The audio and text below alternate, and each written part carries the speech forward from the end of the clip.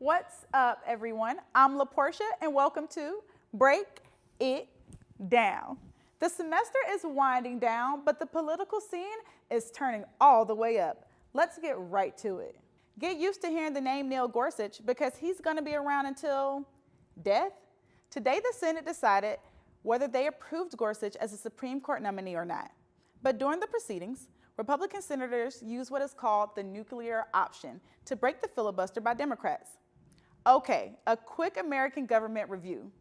A nuclear option lets the Senate end a filibuster with a simple majority. A filibuster is basically just talking. There's a guy who the president promotes as being transparent. Talking. He won't respond to a U.S. senator. How do they treat the U.S. Senate with disdain? And more talking until 60 senators get tired of hearing that person's mouth and vote to change the topic. A simple majority means 51 votes as opposed to 60 votes. 60 votes generally makes different senators cross party lines and side with the option they truly think is best. This is a big deal because once a nuclear option is evoked, it's there for good, like nuclear after effects. The 51 votes basically allows the Senate to stay clicked up and rarely cross party lines. This has huge implications for future legislation. Since this passed, the Senate might never be able to employ a successful filibuster again when it comes to Supreme Court nominees. Let's say you want to appoint Kanye West to the Supreme Court. Well, Taylor Swift used to be able to go to the podium and talk your heads off until you decide you don't want to hear anything else about it, thus changing the topic. Well, with the nuclear option, Taylor Swift won't be able to deliver a filibuster anymore to persuade against appointing Kanye. It's just going to be about getting those 51 votes. It may sound like a good thing when you're in the majority, but as soon as you become a part of the Senate minority, you're screwed. Speaking of people who are about to be screwed, Trump is considering military action on Syria. This week, Syria dropped bombs at a gas attack site, killing more than 70 people. Okay, let's rewind. Syria has been in a brutal civil war for the last 7 years. It's basically President Assad versus rebel groups who want him out of there. The U.S. and other international leaders previously wanted Assad to step down, but Trump was a little iffy at first, until Assad's forces killed 20 children in this airstrike. Dana Bash, CNN correspondent, says that some members of Congress are saying if it's focused and limited military action, they will vote for it. Lieutenant Colonel Rick Fracona of the U.S. Air Force says the U.S. military is more than capable of shutting down the airfields in Syria. But what happens after we do this? Especially considering that Russia is high-key Team Assad. If someone in Russia is harmed, that could cause much bigger problems. Peeps, should we sit this one out or take action? Give me your opinions below. Speaking of taking action, President Xi and President Trump will meet today in Florida. President Trump plans to tell President Xi, get North Korea's behind all the way in order. North Korea fired a missile earlier this week, and the U.S. was not feeling it. North Korea depends on their trade with China, so he wants the Chinese to use their leverage to say, hey, bruh, I'm gonna need you to chill with these missiles flying everywhere, or our trade is done. We will keep you updated on the results of this meeting.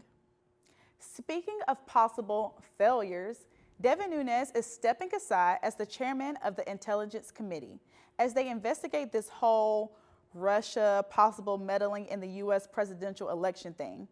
Nunes met with Speaker Paul Ryan, who supports his decision to step aside. Nunes reps say his decision to step aside is because he doesn't want to become an even bigger distraction. Adam Schiff, a Democrat on the Intelligence Committee, came out and said that he appreciated Nunes' decision to step aside. Pepsi is giving the Mr. Crab meme face this week.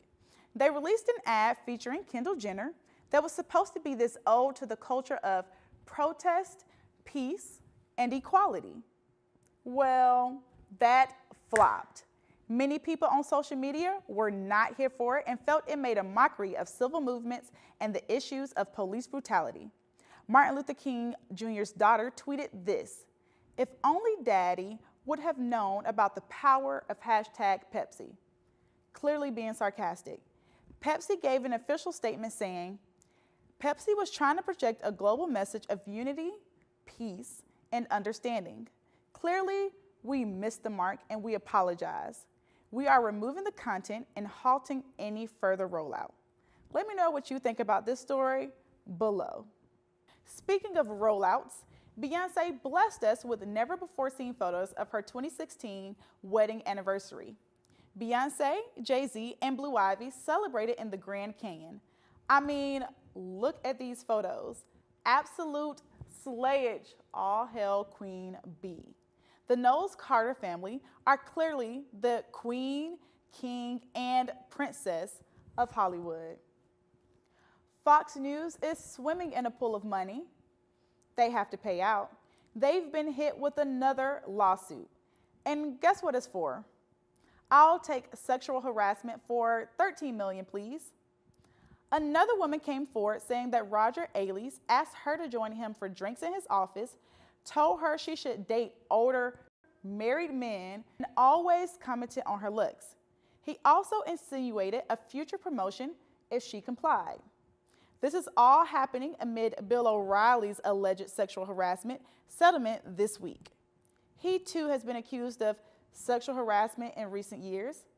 President Trump says O'Reilly shouldn't have settled. Joy Behar of The View said, "What do you expect from the grabber-in-chief? Burn." Let me remind you that President Trump deemed April as Sexual Assault Awareness and Prevention Month. Think about that and give me your thoughts below. That's all for Break It Down.